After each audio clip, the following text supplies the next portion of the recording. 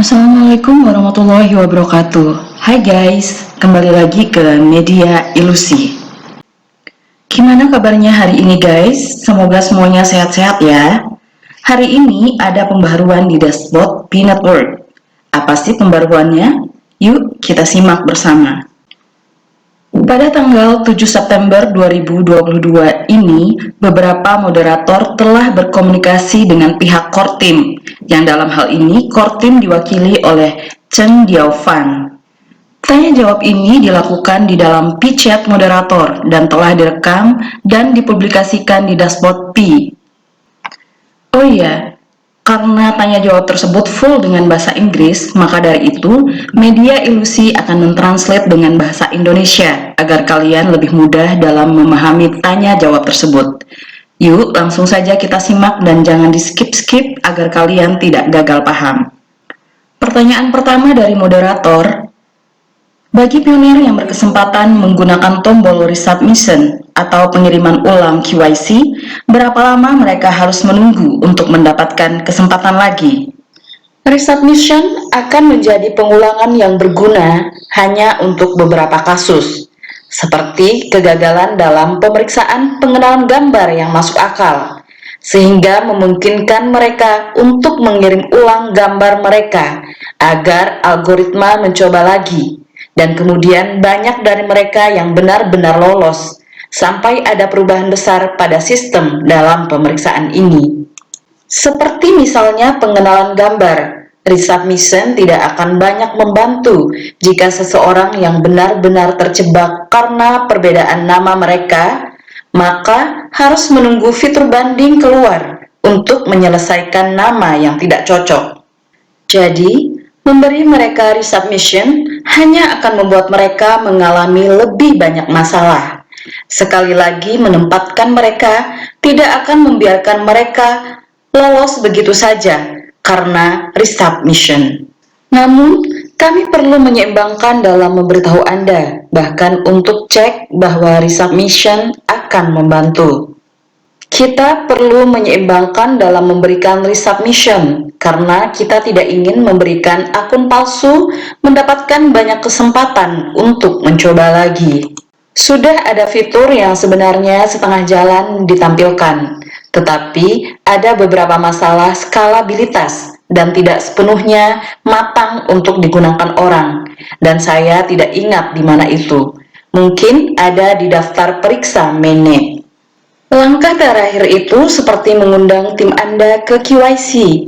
Jadi ini adalah mekanisme dan fitur yang kami pikirkan untuk memobilisasi anggota yang tidak aktif atau anggota lain yang belum QIC.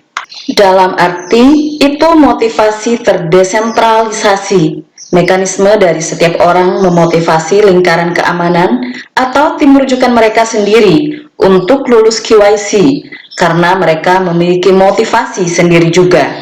Karena bonus yang diberikan kepada anggota tersebut tergantung pada verifikasi identitas anggota tim mereka, jadi fitur yang kami pikirkan adalah notifikasi yang mirip dengan ping. Namun, kami juga terbuka untuk mengirim pemberitahuan email yang akan memakan waktu untuk menyiapkan infrastruktur untuk mengirim jutaan email. Hal ini masih lebih layak daripada mengirim pesan teks.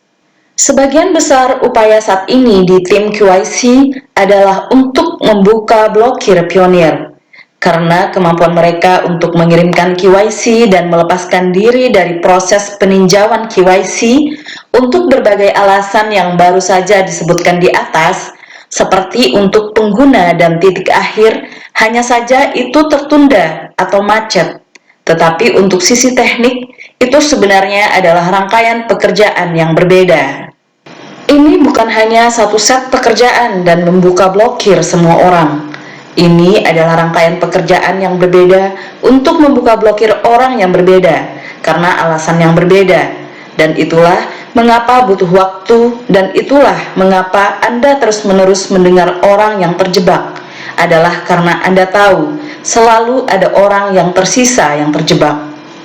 Kemungkinan algoritma dan karena kesalahan manusia, dan kami mencoba yang terbaik untuk membuka blokir mereka dan meningkatkannya sebanyak mungkin. Reward validator diakumulasikan dengan mengurangi 1P dari setiap KYC yang berhasil. Apalagi saat migrasi dan masuk ke dalam pool-pool ini hanya akan bertambah dan tidak akan berkurang, karena itu hanya akan digunakan untuk reward validator. Semua pekerjaan seperti cek yang dilakukan validator dicatat dalam database, jadi kami memiliki semua data yang diperlukan untuk mendistribusikan reward. Jadi, reward dari pool-pool akan didistribusikan setelah perhitungan pemeriksaan validasi yang akurat, karena ada beberapa validasi yang seharusnya salah, dan itu tidak boleh dikompensasi. Nanti setelah proses KYC, keadaan lebih stabil, di mana semua pionir bisa melamar ke KYC, lebih sedikit orang yang terjebak dalam jaringan KYC. Ini juga membantu memberi reward kepada semua pionir dan semua validator dengan lebih adil, karena periode awal pergerakan KYC. Kami menyebutnya pergerakan jaringan KYC. Periode awal seperti sekarang atau kapan saja, sebelum sekarang harus dianggap sebagai periode awal. Ini mungkin melibatkan lebih banyak hasil negatif. Artinya yang seperti ini ditandai secara internal sebagai ditolak atau benar-benar ditolak. Sedangkan tahap selanjutnya agaknya lebih banyak kasus yang lolos. Jadi, pool hanya berasal dari KYC yang sukses. Sebagai pengingat, karena hanya orang-orang yang KYC yang benar-benar dapat mengklaim P dan oleh karena itu benar-benar memiliki kemampuan untuk membayar 1P. Tetapi akan menghargai semua pekerjaan oleh validator, meskipun hasil kasusnya negatif. Artinya, jika validator memvalidasi kasus secara akurat dan menentukan kasus ini tidak boleh lulus, pekerjaan validator ini masih perlu dihargai. Karena itu adalah pekerjaan yang membantu untuk menghasilkan hasil negatif yang akurat. Jadi, menghitung kumpulan data yang lebih besar dari pekerjaan validasi membantu distribusi reward yang lebih adil secara keseluruhan. Coba berikan contoh yang sangat sederhana.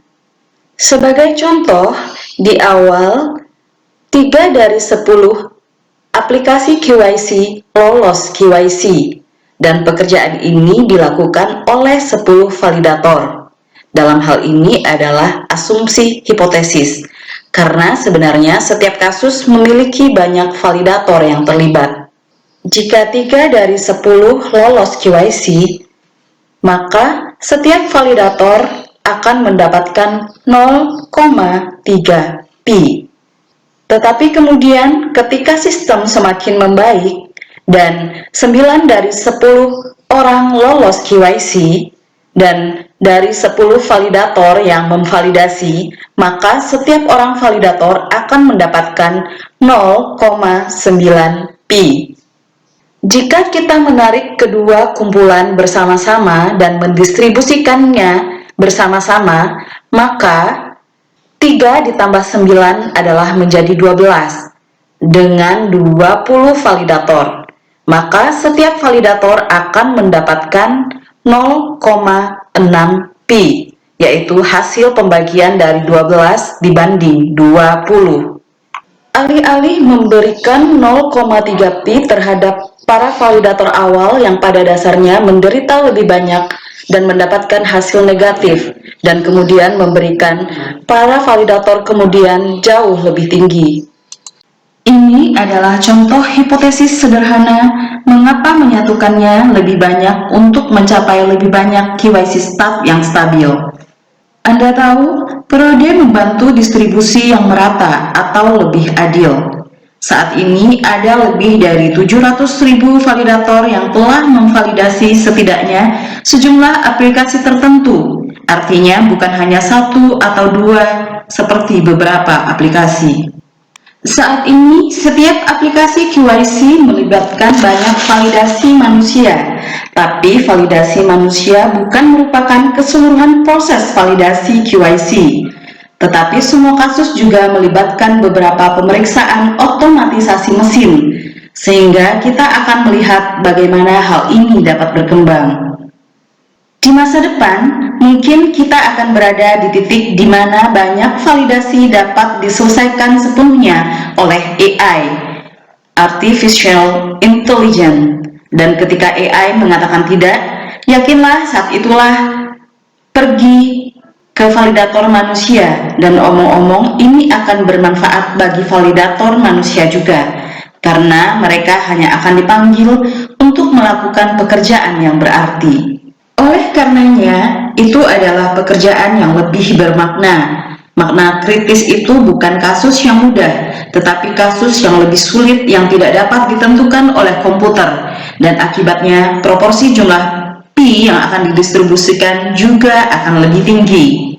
Karena lebih sedikit orang yang dibutuhkan per orang yang membutuhkan QIC, jadi ini adalah desain komponen mesin dan juga AI, dan itu adalah untuk membuat sesuatu yang 100% berarti bahwa itu dapat mencapai final. Karena AI sampai hari ini adalah aplikasi yang bagus di area yang sangat luas dan sangat berguna, tetapi tidak dapat mencapai 100%, namun penentuan QIC harus 100%. Itu sebabnya kami memiliki desain dua komponen, dan pada saat yang sama seperti yang kalian ketahui, AI memiliki sifat keterlibatan seperti evolusi dirinya sendiri menjadi lebih pintar. Seperti yang terjadi, dan itulah yang akan dikomentari Nicholas nanti, mungkin tidak memerlukan proses tertentu atau mengurangi jenis pekerjaan tertentu untuk validator sambil memberikan validator pekerjaan yang lebih kritis untuk dikerjakan. Sehingga kami melakukan dua hal pada dasarnya saat kami berjalan. Satu adalah kami menggunakan algoritma ini untuk membuat keputusan dalam aplikasi saat mereka berjalan, tetapi kami juga mempelajari algoritma pelatihan dan pembelajaran berdasarkan respons validasi, dan itu berkembang dengan sendirinya. Beberapa statistik migrasi, saat ini ada sedikit lebih dari 1 miliar pi yang dipindahkan ke mainnet 1046, kira-kira seperti itu, dan sekitar 80% diantaranya terkunci selama 6 bulan atau lebih, seperti 813 juta, dan beberapa lagi kami telah bermigrasi sekitar 1,3 juta ke mainnet. Itu berarti 1 miliar ini milik 1,3 juta orang itu, dan ada saat ini sekitar 2,6 juta, sekitar 2 kali lipat yang telah lulus QIC. Jadi ini berarti jika kita membagi angka itu, berarti saat ini keseimbangan pemeliharaan rata-rata perintis adalah sekitar 800 pi. 800 ini adalah statistik terkini tentang migrasi. Bisakah kita menambahkan fitur secara otomatis mengalihkan keyboard ke bahasa Inggris saat memasukkan frasa sandi? Ini akan membatasi situasi di mana biner masih meninggalkan keyboard bahasa asli dan membingungkan satu nomor atau karakter saat memasukkan frasa sandi. Saya pikir ini adalah ide yang sangat bagus. Kita dapat melihat apakah secara teknis layak jika ponsel memungkinkan Anda atau browser ponsel memungkinkan Anda melakukan ini untuk mengubah pengaturan keyboard. Jika kita bisa, itu ide yang sangat bagus. Terima kasih atas pertanyaannya.